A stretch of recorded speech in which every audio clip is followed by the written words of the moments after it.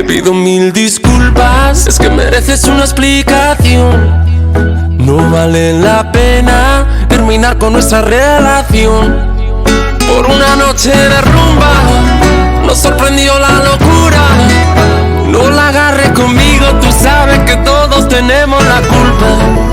La culpa fue del ron, de la cerveza y el Don Periñón, y echó a volar nuestra imaginación, y de repente se nos olvidó. Y es que me pasé de copas, me fui a dormir contigo y me desperté con otra.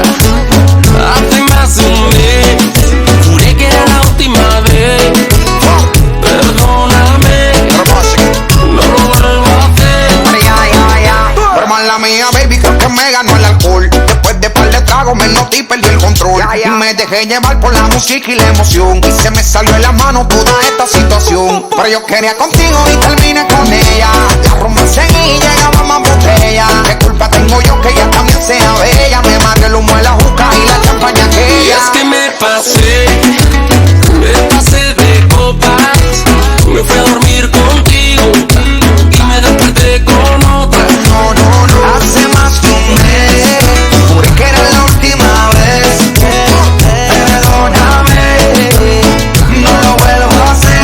No, es que me pasé de copas, me fui a dormir contigo y me desperté con otra. Hace más de un mes, juré que era la última vez.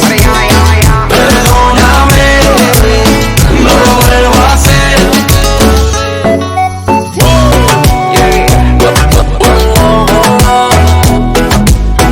Enrique Iglesias.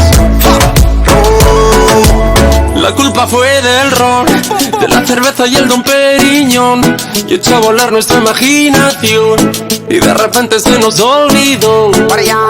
Y es que me pasé de copas, me fui a dormir contigo y me desperté con otra.